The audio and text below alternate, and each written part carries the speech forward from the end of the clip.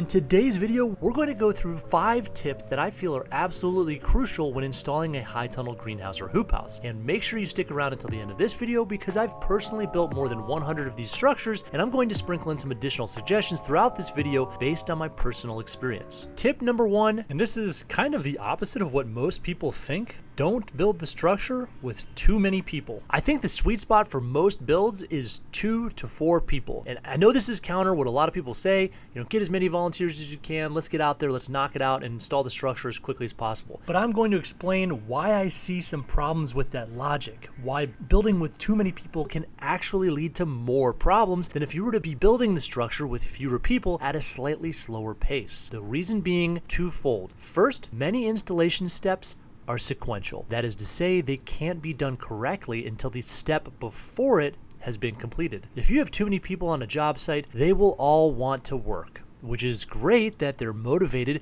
but the result is that it becomes much more likely someone unintentionally skips ahead to do a step prematurely, which could ultimately require undoing something and then redoing it correctly, which is a real waste of time. And secondly, working with 2 to 4 people creates the perfect scenario of working in teams of 2. This makes it possible for one person to hold an item while it's being bolted, for individual steps to be completed faster, and countless other ways that 2 people can work together. When you have 4 people, for example, you can put 2 people on the installation of the hip rail and both teams can work through opposite sides simultaneously. When both teams get to the end, the entire step has been completed and both teams can move on. Now, when should 2 people be used and when should 4 people be used? Well, the answer to this depends on your level of experience building, your budget, and your desired timeline for completion. If you're a highly experienced builder, you can certainly complete the installation of most high tunnels with just 2 people, believe it or not. This all being said, 4 people is ideal if your structure is on the long side, since many of the steps are highly repetitive for longer periods of time, and having 2 teams of 2 will really help out. Of course, you can have more than 4 people working with you, but if you do this, I would highly recommend having a clear plan for how you will use them and on what steps, and let them know in advance that there will likely be times waiting will be required as one task gets completed leading into the next. One more mini tip regarding labor for installation, and I've learned this through my time building and providing tech support for our tunnel vision hoop structures, that is, regardless of how many people are helping with a build,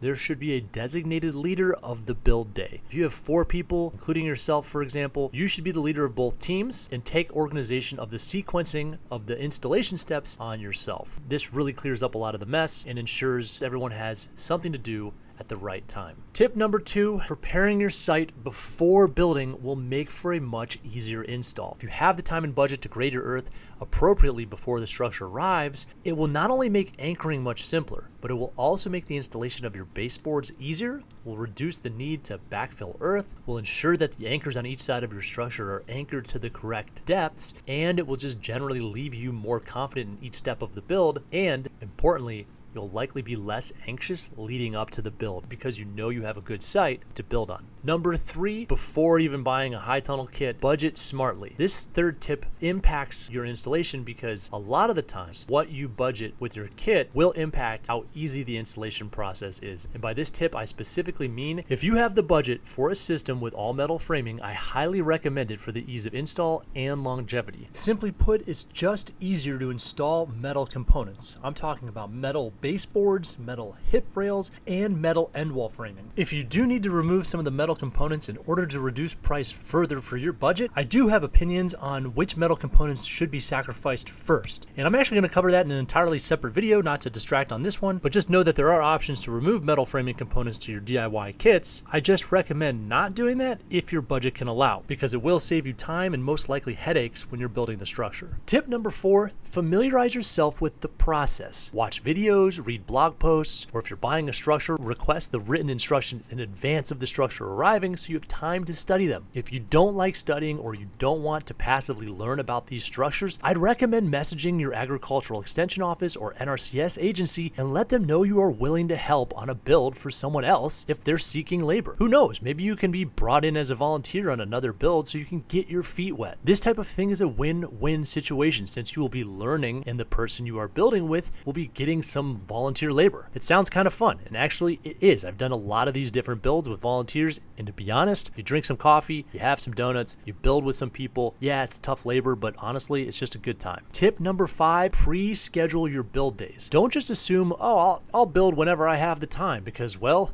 the odds are you won't have time. And yes, that's a little bit of an exaggeration, but the reality is we are all busy, and unless we schedule time for the things we are committed to, we oftentimes push those things back further and further. The build doesn't have to happen in one bulk set of days, but even just mapping out, for example, 2 weekends of dedicated build time, that can make a huge difference between waiting to build a pile of materials or watching that material turn into a productive and integral part of your operation. Another mini tip regarding scheduling build days: weather is unpredictable, and I would highly suggest having a contingency date or 2 outlined in your plan just in case the original build date falls through completely because of weather. Hopefully these 5 tips have better helped you prepare for a high tunnel or greenhouse build, and if you're still at the beginning of your installation planning and you're looking for a crash course on what to expect for the installation process, make sure you check out our other video about building any greenhouse or high tunnel in 20 steps. It covers the complete order of operations you can expect for any high tunnel or greenhouse build. And if you need a high tunnel, hoop house, or greenhouse, like I said earlier in the video, we manufacture those here at Tunnel Vision Hoops in-house, and we ship them to all 50 states. You can request a quote at tunnelvisionhoops.com or this QR code, and if you want to talk to a salesperson,